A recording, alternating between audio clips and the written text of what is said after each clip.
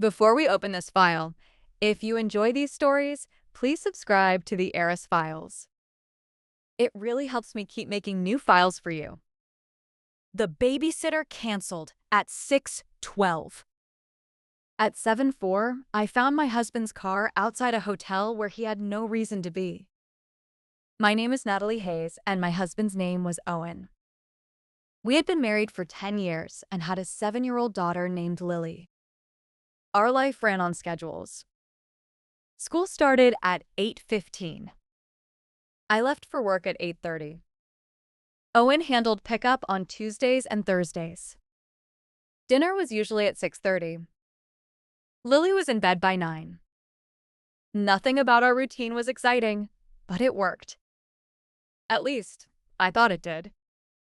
Owen worked in commercial insurance. I managed a small design studio downtown. Most nights, one of us was answering an email while the other packed Lily's lunch or searched for a missing school book. We were tired. We were busy, but I did not think we were unhappy. That Friday, I was supposed to have dinner with 2 friends from work. Owen also had plans. He said an important client was visiting from another state and had invited several people to a reception at the Weston Grand Hotel downtown. He had talked about that meeting for nearly a week. Our babysitter, Sophie, was supposed to arrive at 6:30. She was a college student who lived nearby and had watched Lily for almost 2 years. Lily loved her. Sophie was dependable, careful, and usually 10 minutes early. So when she called me at 6:12, I knew something was wrong. Her mother had fallen in the kitchen. She could not put weight on one leg, and Sophie needed to take her to urgent care. Sophie kept apologizing. I told her to stop. Take care of your mother. Lily will be fine. Owen was tying his shoes when I ended the call. What happened? Sophie can't come. He stopped moving. Tonight? Yes, Owen, tonight.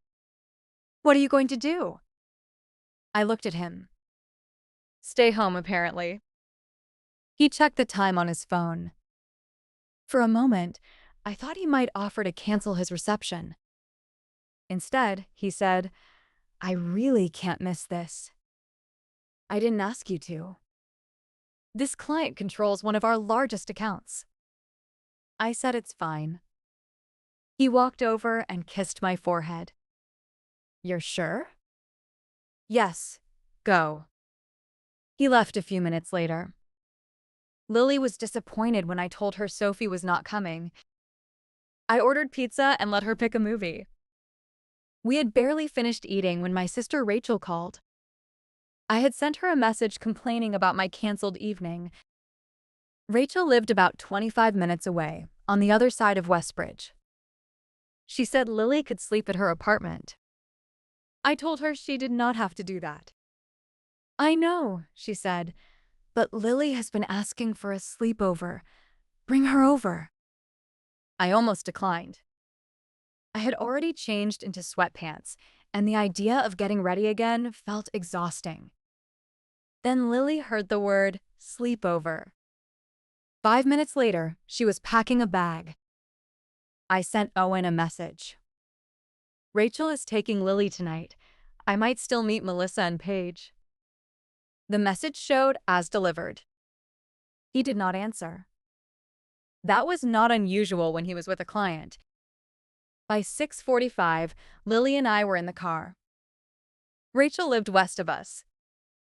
The quickest route took us along Hawthorne Avenue, past a row of office buildings and the Bellwether Hotel. I almost never drove that way. My office was downtown.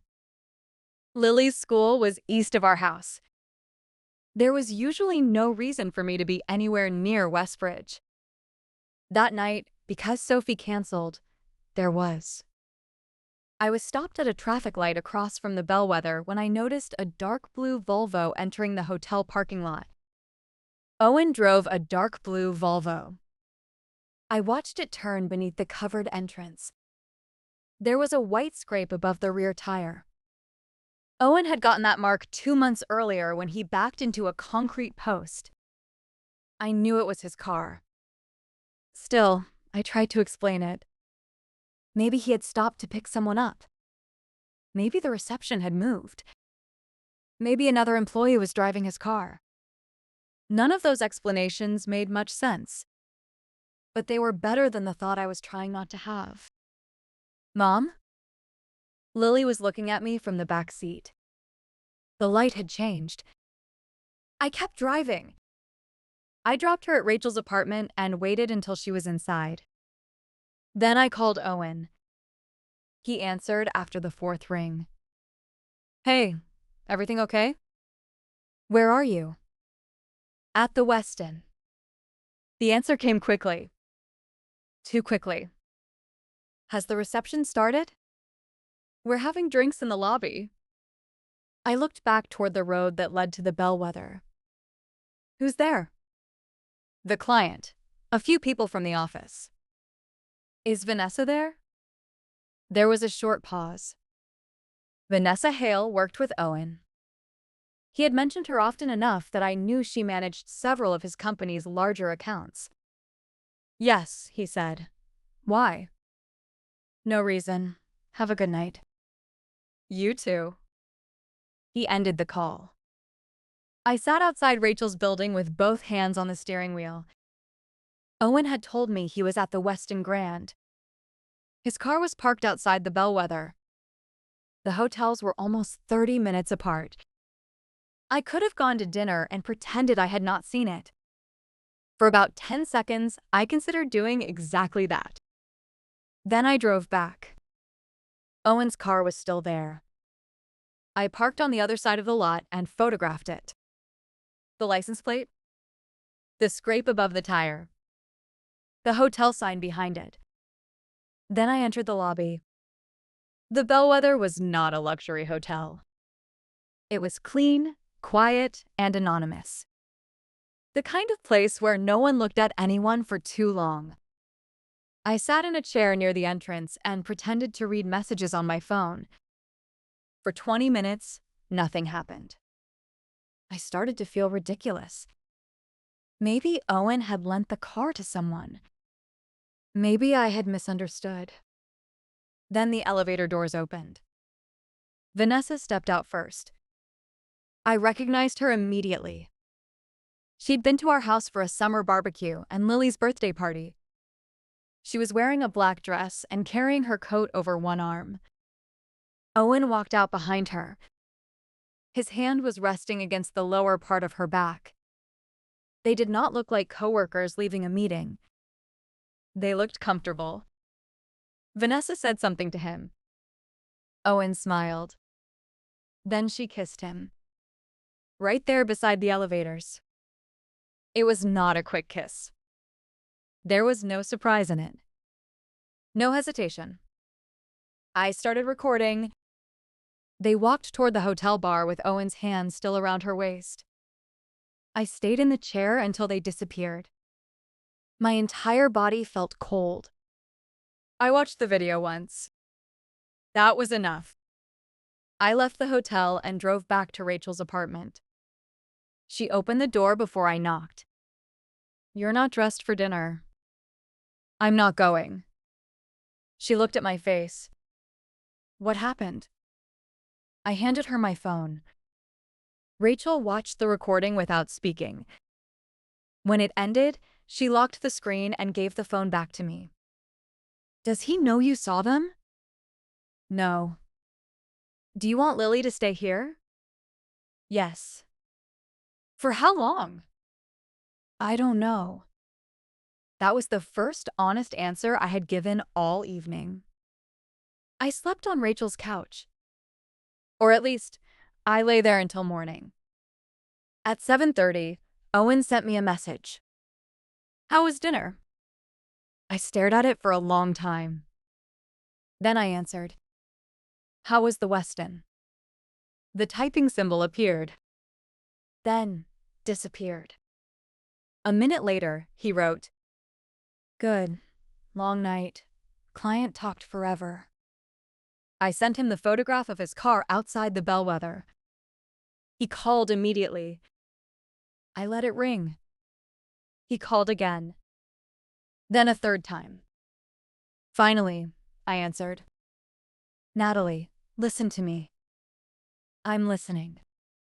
The reception moved. To the bellwether? Yes. Why didn't you tell me? It happened at the last minute. Did the entire reception move? He hesitated. Most of us. I sent him the video. The line went silent. After several seconds, he said, I can explain. No, you can confess. Those are different things. He started with the usual version. Vanessa was going through a difficult time. They had become close. The kiss was a mistake. Nothing else had happened. I asked whether people normally rented hotel rooms to make one mistake beside an elevator. He did not answer. Then, one kiss became one night. One night became 3 months. By the end of the call, the affair had lasted almost a year. Owen kept asking me to come home so we could talk in person. I told him I would contact him when I was ready. That morning, Rachel stayed with Lily while I met an attorney named Camille Brooks. Camille told me not to confront Owen again until I had copies of our financial records. Most of our accounts were shared, but Owen managed the household payments. I had never questioned it. He was organized. He liked spreadsheets. I thought letting him handle the bills made life easier. I downloaded 12 months of statements. Then I started searching. The bellwether appeared 6 times. The charges did not use the hotel's full name. They appeared as BWH Hospitality Services. Small enough to overlook among insurance payments, groceries, and school expenses. There were also restaurants I had never visited, parking garages downtown, a jewelry store, a weekend resort 2 hours away. Owen had told me that trip was a professional conference. Lily had been sick that weekend. I spent 2 nights checking her temperature while Owen complained by phone that the conference was boring. Vanessa had been with him. I printed everything. Then I opened our shared calendar. That was when I noticed the pattern. Most of the hotel charges happened on nights when Sophie had been booked. Not because Owen brought Vanessa into our house. He never did. The arrangement was simpler than that. Whenever Sophie came over, I usually went out. Dinner with friends. A work event. A movie. Sometimes Owen claimed he had a client meeting and left before me. Other times, he waited until I was already gone. Sophie stayed with Lily. Owen met Vanessa at a hotel. Then he returned home before I did, or told me the meeting had run late. Sophie had never been part of the lie. She simply made my absence predictable. Owen had spent months encouraging me to go out more. He said I worked too hard. He told me I deserved time with my friends. I thought he was being supportive. He was protecting his calendar. That Friday was supposed to work the same way. Sophie would arrive. I would leave for dinner. Owen would pretend to drive downtown. Instead, he would meet Vanessa at the bellwether. When Sophie canceled, Owen assumed I would remain at home with Lily. He could still use the client reception as an excuse to leave. What he did not know was that Rachel would offer to take Lily. He did not know I would drive along Hawthorne Avenue. He did not know I would pass the hotel. One canceled babysitter changed my route by 25 minutes. That was all it took.